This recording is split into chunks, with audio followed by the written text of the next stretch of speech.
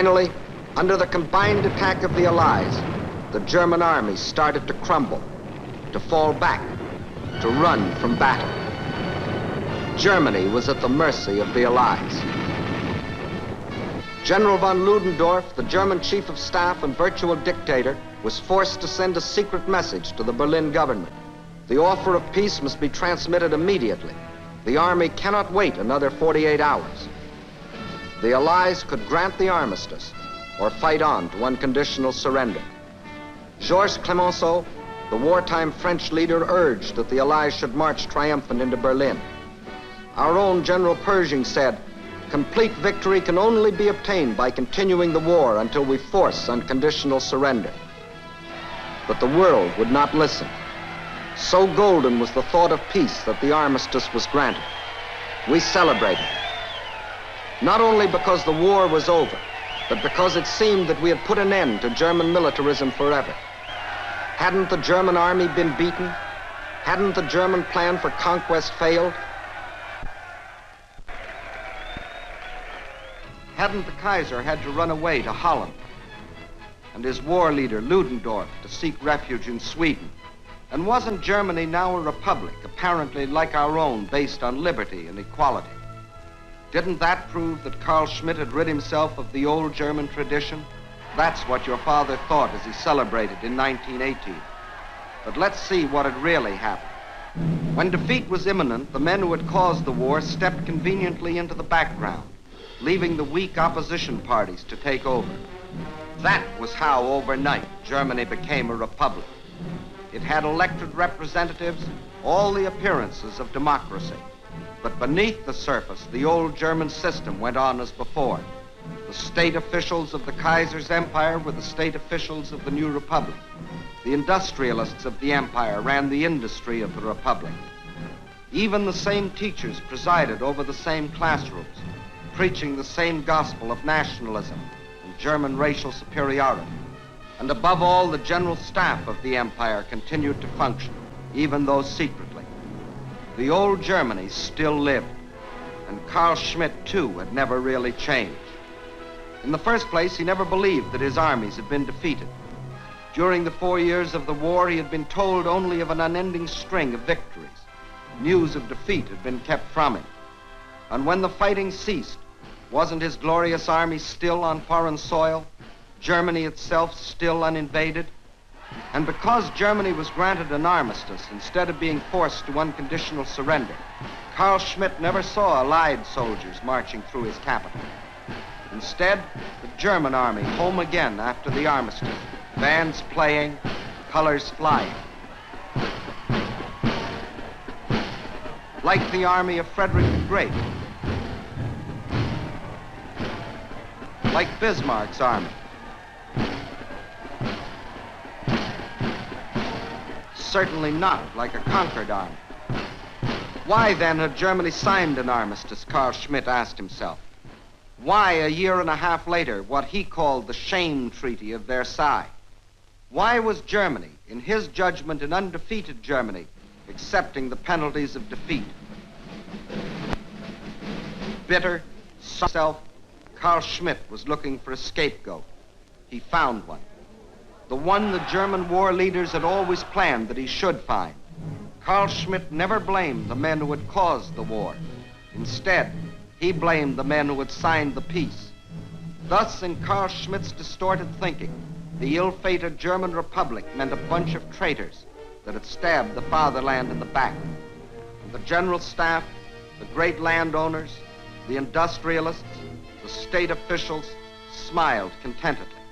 Not only had they escaped blame themselves, but they had smeared the idea of democracy in Germany.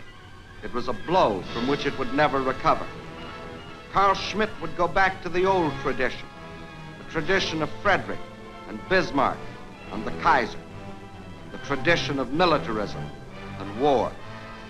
But wasn't the Versailles Treaty designed to prevent Carl Schmitt starting another war, even if he wanted to?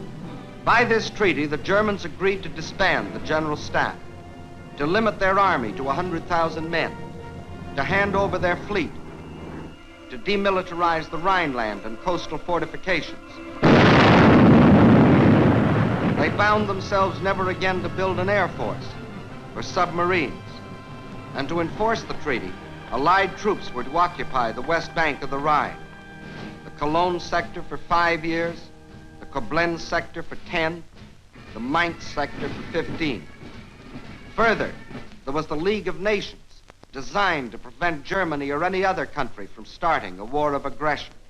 Yet, only 20 years later, the Carl Schmitts of our generation were on their way again for another try at smashing the world into submission.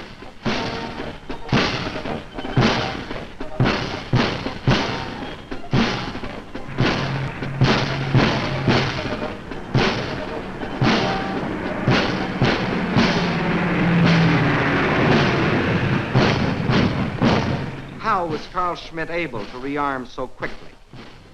Like every other country after the last war, Germany faced hard times. But in Germany, careful manipulation made its results much worse for the millions of Carl Schmitts. Inflation made clever financiers rich and canceled the huge debts of the big landowners. It broke Carl Schmitt. Then came the Depression. That cost him his job. So hunger was added to his resentment and bitterness. This was the moment for which the unholy quartet had waited. Now the militarists, the landowners, the state officials, the industrialists emerged from their self-sought obscurity. Their plans were ready. Now they went to work. "What is the cause of your trouble?" shouted Schacht of the Reichsbank. "The Treaty of Versailles." "Who signed the treaty?" asked the reactionary newspapers. "The Democrats." "And why are you starving?" said Krupp, the munitions king. "To pay for reparations." "Who started the war?" said the Crown Prince. "The French." "Who lost the war?" asked Hindenburg. "The Democrats, the Communists, the traitors." And Carl Schmitt listened. He was hearing the story he wanted to hear. He was a victim of a vast conspiracy, he told himself. The world was against him. Once again, he was being taught to hate. Once again, he was thirsting for revenge. And revenge was possible because the world allowed him to tear up the Versailles Treaty, clause by clause. Instead of enforcing it, we Americans refused to sign it and withdrew our army of occupation after only 9 months. The British, even though Germany was consistently violating it, pulled out after 5 years.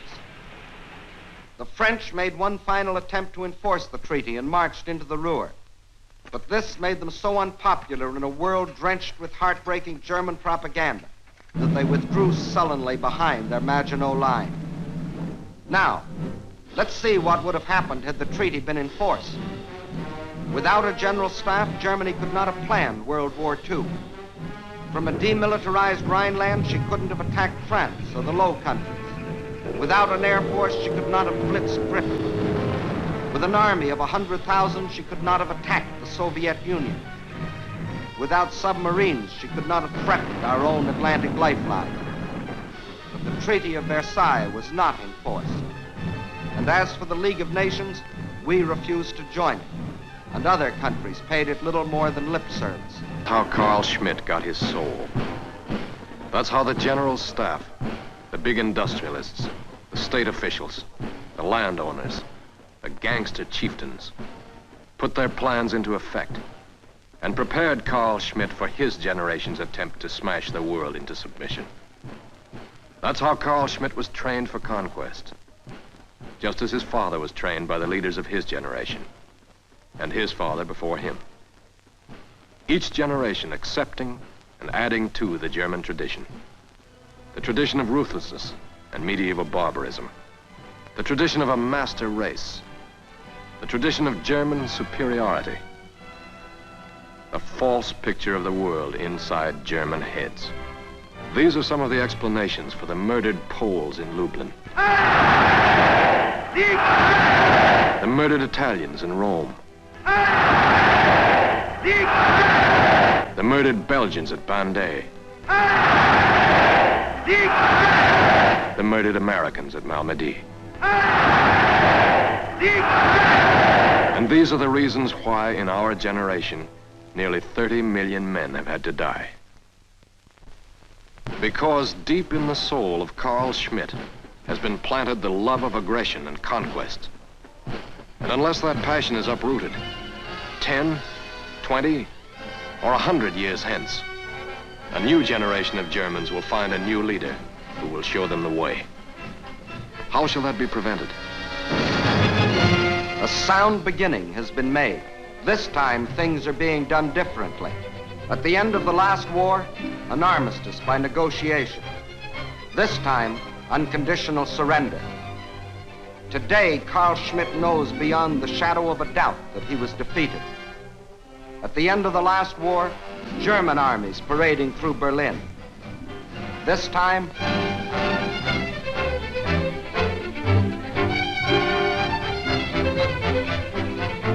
the legend of German invincibility lies once and for all a shattered myth. After the last war, the German General Staff continued to function. Today, not only the General Staff, but the entire German Officers' Corps will be dissolved, and they will be forever prevented from plotting another German attempt at world conquest. After the last war, German industry was unimpaired. Today, much of it lies in ruins, and such undamaged industrial plants as are permitted to operate will operate under Allied control. After the last war, the same state officials remained in office. Today, any Nazi is forever barred from having authority. After the last war, the Kaiser found refuge in Holland, and anyone else who thought they were in any danger ran away. Today, proven war criminals must answer for their crimes. After the last war, German education was untouched. Today, all Nazi doctrine has been destroyed. New textbooks prepared for German youth under our direction, not the Germans. After the last war, this small area of Germany was occupied. Today, every square inch is under the authority of Allied troops.